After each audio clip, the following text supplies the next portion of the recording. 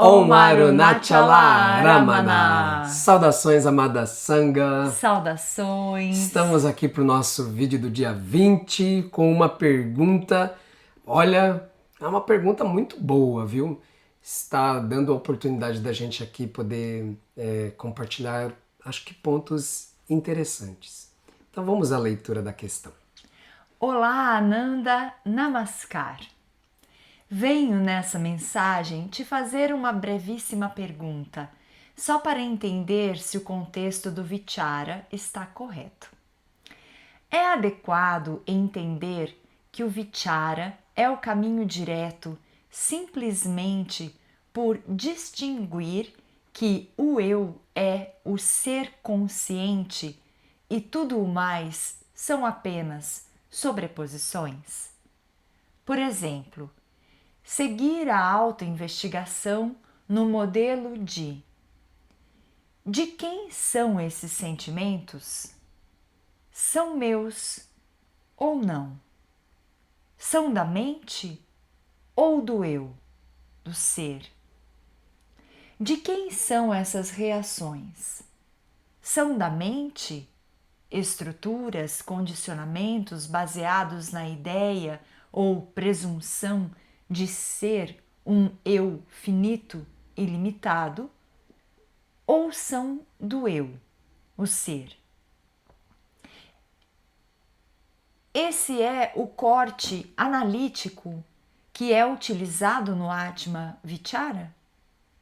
Esse é o contraste absolutamente claro entre o ser vidente, ciente e o universo, corpo e mente?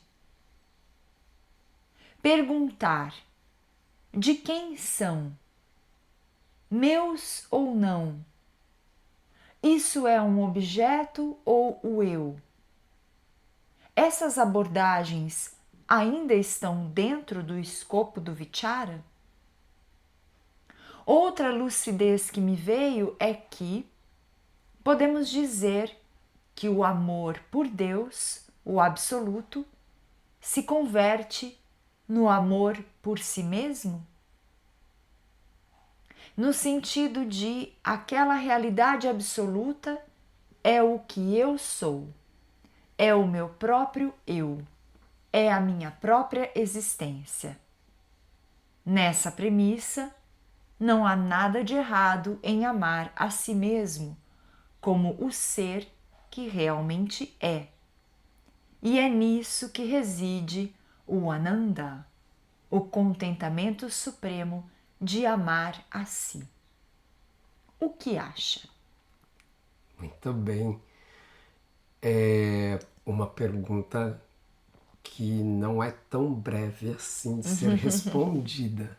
Então, talvez nós tenhamos aqui muitos aspectos para contemplar, né? Eu acho que é importante a gente saber que quando se trata de Gnana Yoga, por exemplo, quando você está aprendendo as escrituras, você está lendo as escrituras, isso já é Gnana Yoga.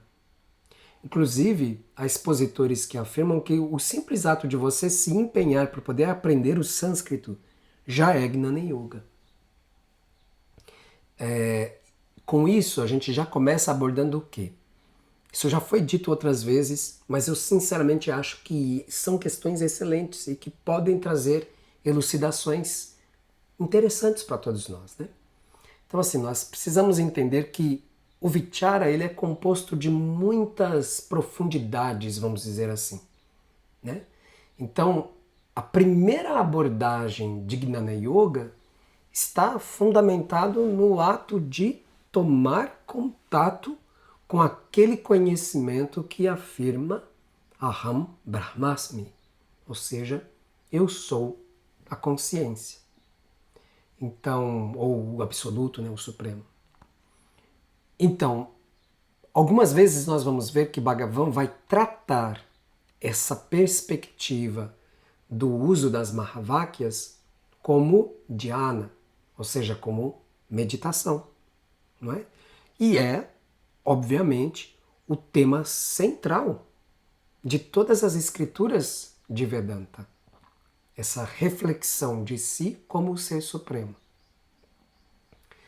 Então vamos lá. É adequado entender que o vichara é o caminho direto simplesmente por distinguir que o eu é o ser consciente e tudo mais são apenas sobreposições? Sim, é adequado pensar-se dessa forma. A gente poderia dizer isso de uma outra maneira que talvez possa ser interpretada de uma forma mais pragmática. E aí também, se Mohini tiver alguma sensação ainda dentro dessa primeira questão, a gente pode elaborar juntos aqui. Então, um aspecto para ficar muito claro é que aquilo que é chamado de caminho indireto é toda forma de sadhana que envolve a utilização de corpo, fala e mente, das 3 ferramentas, como é dito. Então, esse caminho, ele é um caminho direto porque ele não está apoiado no uso destas 3 ferramentas. Embora a mente possa ser utilizada com bastante frequência, mesmo ela não é utilizada, por exemplo, com a intenção de promover uma concentração num único objeto. A não ser enquanto métodos preparatórios, ou até, melhor dizendo, purificatórios da mentalidade, para que a mente possa fazer um afundar mais profundo no si mesmo. Então, é nesse sentido que o caminho é chamado de direto ou supremo, né? Por fazer não apenas essa distinção.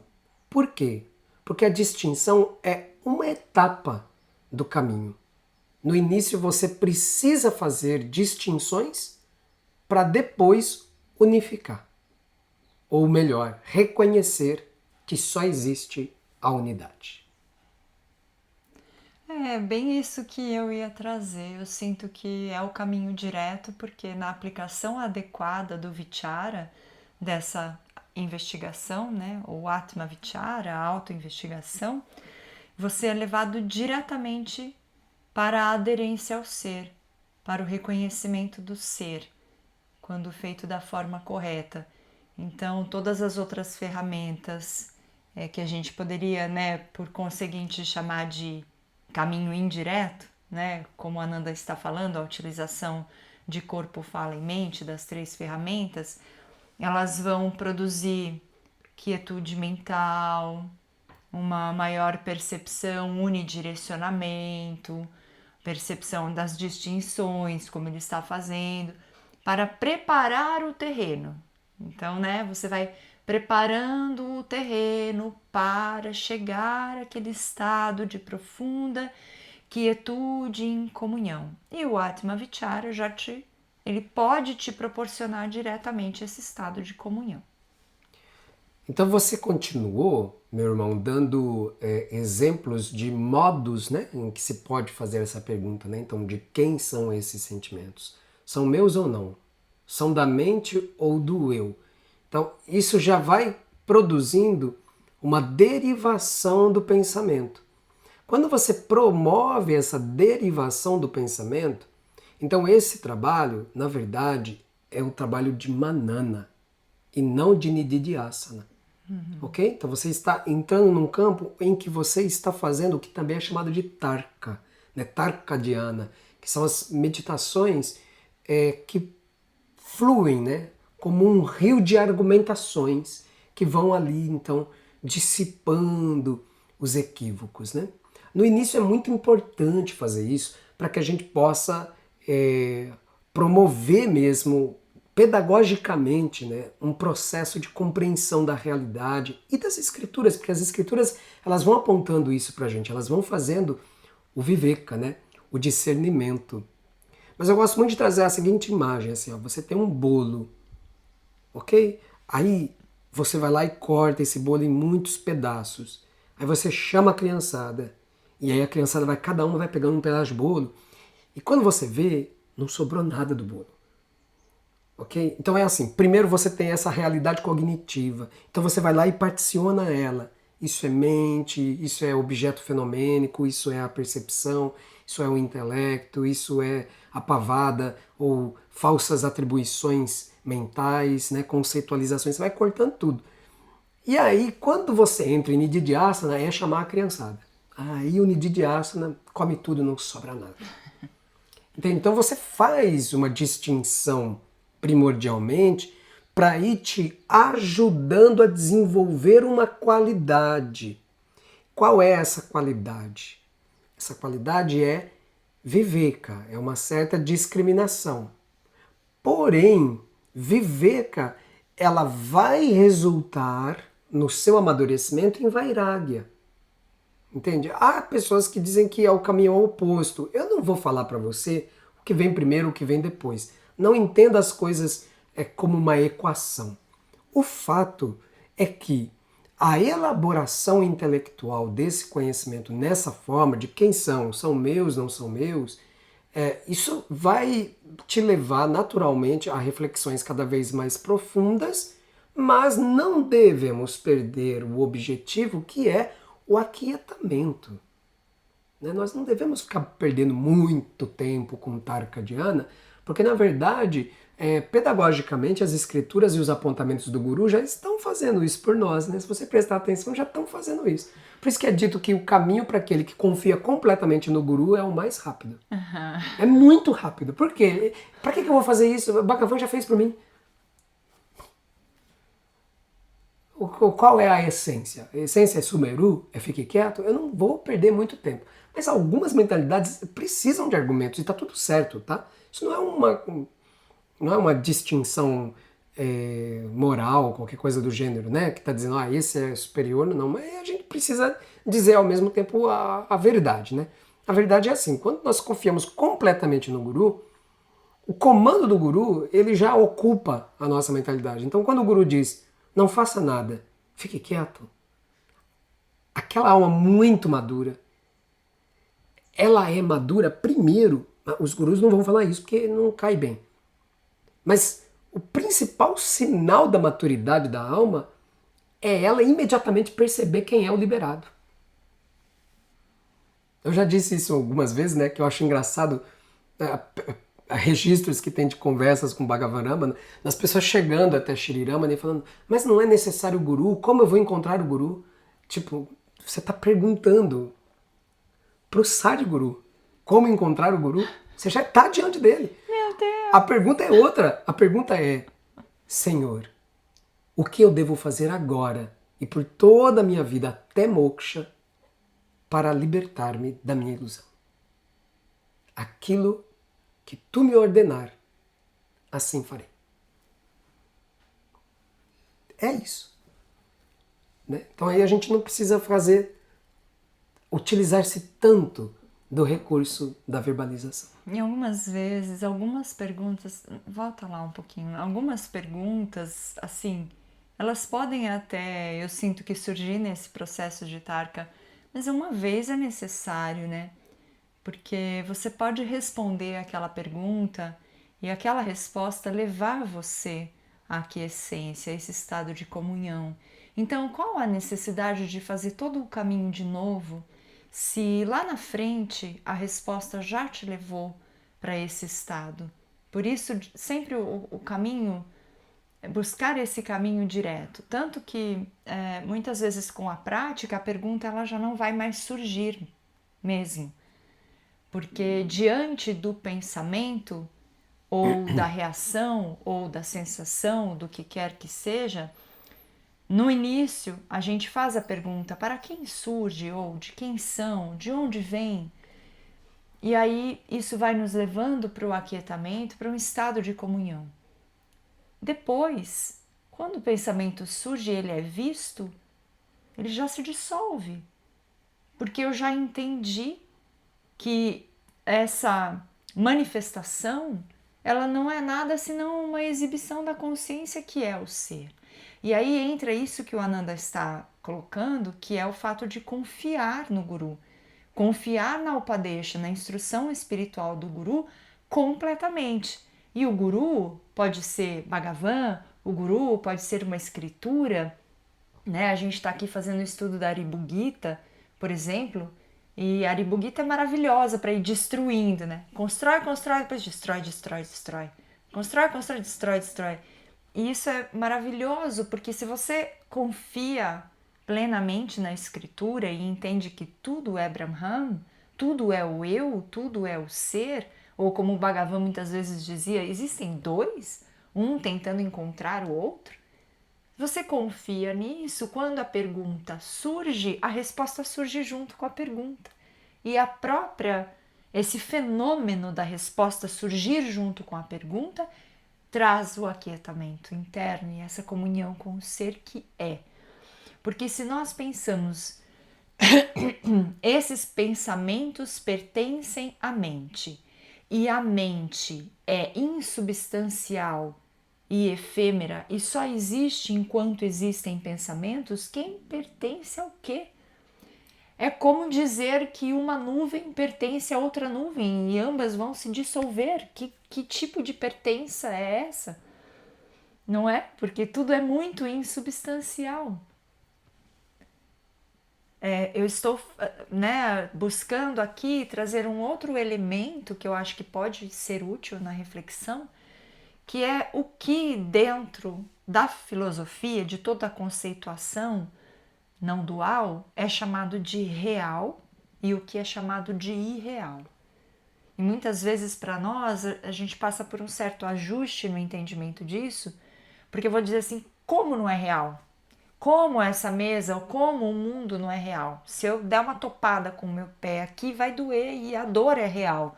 Eu sinto, eu tenho certeza que ela é real, né? Sim, mas o que eu estou dizendo enquanto real é aquilo que não muda, que é eterno, que não passa por oscilações, que é fixo. E o que eu estou chamando de irreal é aquilo justamente que é o oposto, impermanente, efêmero, mutante. E aí a gente começa a entender, os sentimentos são reais? Eles são eternos? Eles são fixos? As reações são fixas? O que é fixo? Ou seja, o que é o real? Isso pode ajudar no caminho, porque nós estamos fazendo Atma Vichara, a investigação do eu, do ser real. Então, dissipar tudo aquilo que não é real nesse caminho é importante. É o que você vai compreender também de uma forma muito empírica, na medida em que você vai fazendo o Atma Vichara, você vai perceber naturalmente que a pergunta não faz sentido. A própria pergunta não faz sentido. Ok? E aí, quando você chega nesse ponto, é porque a pergunta já cumpriu o papel dela. Isso. Ok? E qual era o papel dela? O papel dela, primeiramente, era levar você um pouquinho para longe da ideia de que aquilo que estava sendo pensado, percebido, etc., é o real, como o Morini está trazendo. Sabe? Isso é o real. Então a pergunta ela vai possibilitando que a mente pare de se engajar tanto com os fenômenos que estão surgindo espontaneamente. Porque tem aquilo que surge espontaneamente, tem aquilo que vai sendo derivado a partir do surgimento do fenômeno espontâneo e que se transforma em pensamento, narrativa, né, discurso, conceitualizações. Então você breca isso antes, né? Então a gente gosta de comentar daquele apontamento de Annamalai Swami, porque eu acho ótimo. Ele diz, quando os pensamentos vierem, é como briga de bêbado. O que tem a ver com isso? Não tem nada a ver com isso, entendeu? É os bêbados que se resolvam. Não tem nada a ver com isso. É a mesma coisa dentro de outras tradições, né? Então, assim, o corte analítico que é utilizado em Atma Vichara, você pode chamar de corte analítico, mas talvez ele não seja tão analítico assim. Ele pode começar analítico, mas depois esse corte ele tem um outro nome, é vairagya, é desapego. Porque a gente gosta dessas intrigas, dessas fofocas internas. Sabe? A mente fica lá fofocando, fofocando, fofocando, e você começa a olhar para tudo isso e fala, não, eu não tenho nada a ver com isso. Eu não preciso, tem outras coisas mais que podem ser executadas além de ficar criando narrativas e derivando.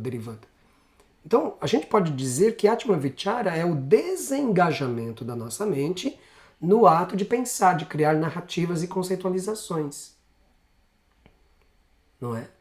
E aí a gente começa a se voltar para a pesquisa, para a investigação, né, que Morini apontou aqui, para o eu, né? Só que aí vem uma outra etapa, porque assim, o eu, ele não tem nada de concreto, ele não tem nenhum, não tem cor, não tem cheiro, não tem sabor, não tem textura. Então, o eu, ele é abstrato, né? É uma sensação. Às vezes até pode ser, se você vê que na verdade a pergunta está te levando para um processo em que a conceitualização está se tornando refinada, mas continua tanto quanto antes, é até melhor você entrar em aham. Eu. Lembrar do eu. E só. Só dizer mentalmente eu. Para você recuar. Opa, recuei. Não vou entrar nesse carrossel de ilusões aí, de comentários sem fim. Porque é esse, né? O objetivo é que você possa estar perfeitamente calmo e tranquilo. Para que você possa olhar o fundo de você mesmo, da sua própria consciência, de como você é. Isso é chamado de estado natural. Ainda depois tem uma outra etapa. Nessa outra etapa, você sequer está procurando a tranquilidade mental. A tranquilidade mental já não faz diferença. Ah, tem tranquilidade, não tem tranquilidade, isso não faz diferença. E aí você não está mais fazendo essa distinção entre o eu, o universo, o corpo e a mente. Você já não está mais trabalhando com essa distinção. Esse é o momento em que você volta, sabe, voltando lá pro bolo, né? Então tinha lá a bandeja em que ele estava servido, né? No início de tudo só tinha a bandeja. E depois que foi feito o bolo, foi enfeitado o bolo, foi feito todo o processo do bolo, e aí chamou a festa, e aí cortou o bolo, e aí chamou a criançada, e a criança comeram tudo, ficou as migalhas, limpa as migalhas, lava, você está de volta com a bandeja. Então, é isso, é a consciência totalmente purificada. Né? Ela manifesta a sua pureza original. E ela nunca deixou de ser pura. Ela Ela nunca manifesta deixou. a pureza original. Sempre pura. Quer tenha bolo, não tenha bolo. Sempre pura. Bom, aí você abordou ainda um outro tema, e foi um segundo tema dentro, né, que é outra lucidez que te surgiu, né? Podemos dizer que o amor por Deus, o absoluto, se converte no amor por si mesmo, né? Eu acho que aqui é muito interessante a gente lembrar de Shankaracharya, porque Shankara ele vai justamente dizer que o verdadeiro significado de vichara, perdão, o verdadeiro significado de bhakti é vichara, que o verdadeiro significado do amor devocional é a autoatenção. É você permanecer sempre alerta como essa pura consciência, que pode ou não perceber pensamentos ou não pensamentos, fenômenos ou não fenômenos, isso não faz mais diferença. Então, Atmanishta é o que é verdadeiramente o amor a Deus. Mas você sequer vai pensar, isto é amor a Deus. Então também são diferentes instâncias ou profundidades. Né? Naquela profundidade, lá no Nirvikalpa Samadhi, você não vai nem pensar Deus. Não tem isso, não existe isso. Não há nenhuma divisão. Então isso vai te trazendo assim uma liberalidade na vida, né? Porque tudo é consciência, ou seja, tudo prospera para a autoconsciência. Portanto, a gratidão ela não é verbal. Ela sequer pode ser verbalizada, porque realmente é extraordinário. É como dizem os Dzogchempos, né, os praticantes de Dzogchen, é emarro, é maravilhamento mesmo. É isso, espero ter sido de auxílio. Lembrando, né, reforçando, se a pessoa precisa da pergunta, ela deve fazer a pergunta e ela sabe que ela precisa da pergunta. Ninguém precisa dizer para ela, olha, você precisa fazer mais a pergunta, a inquirição mesmo, na forma quem sou eu, na forma para quem surge. Ok? Ela vai saber. E quando ela não precisar, ou não estiver precisando, porque também tem isso, você pode precisar, não precisar por um tempo e de repente precisar de novo. Ok? Então você vai. Por quê? Porque nós estamos buscando uma continuidade nisso.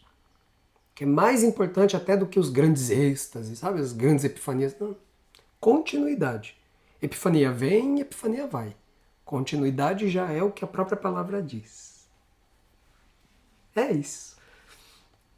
Muito bom, muito bom. agradecemos imensamente a pergunta. Dia 20 nós recordamos, né? Se você puder, quiser e sentir que é válido apoiar este Seva, nós agradecemos imensamente o vosso apoio. Nós trocamos aqui a nossa câmera por uma câmera que já era nossa antes. Ela tem algumas questões que nos dificultam, a gente não consegue, por exemplo, instalar ela no notebook de Mohini, consegue na minha, com um programa adaptado, enfim. Estou desejoso de ofertar para o próximo ano aí do nosso Seva, termos uma imagem melhor, uma câmera melhor aqui para o nosso canal. Mas eu estou dizendo que eu quero ofertar isso, mas eu não posso fazê-lo sozinho, então eu conto com o vosso apoio. Se você sentir de nos apoiar, né, o meu anseio era pegar uma câmera que pudesse ser uma câmera para a gente esquecer de comprar câmera ou qualquer coisa pelos próximos, sei lá, 5 anos, quem sabe, né? Quiçá um pouco mais moderna. Nossa câmera já tem, acho que ela é de 2013, 2012 por aí. Então, se a gente puder trocar, seria muito bom. Se você quiser financiar isso, entre em contato com a gente. Vai ser uma imensa alegria poder ofertar essa prenda, porque para nós, né, a gente tenta sempre ofertar o melhor para vocês, devotos, para Bhagavan, né, porque no final é para Bhagavan que a gente está fazendo isso e em vocês está Bhagavan e o apoio de vocês é a própria graça de Bhagavan. Então nós agradecemos imensamente. E teremos Sangakirtana para o próximo mês, teremos aí alguns informativos, mas a gente deixa para o dia 5. Lembrando que muitos de vocês que estão aqui assistindo os vídeos no canal, talvez não participem dos grupos que nós temos, tanto no WhatsApp quanto no Telegram, que acabam recebendo bastante informações além das que acontecem por aqui e também a respeito do que acontece por aqui no canal. Então, quem desejar participar desses grupos para sempre ser notificado, saber das datas, né, desses eventos que nós temos feito presencialmente, entre em contato comigo e aí a gente vai deixar para você a opção, né, se você gostaria mais de participar do grupo do Telegram ou do WhatsApp, é o mesmo, né, são as mesmas mensagens, é só uma questão de preferência mesmo. É isso. É isso. Gratidão profunda. Om Namo Bhagavate Shri Ramanaya. Hari Om.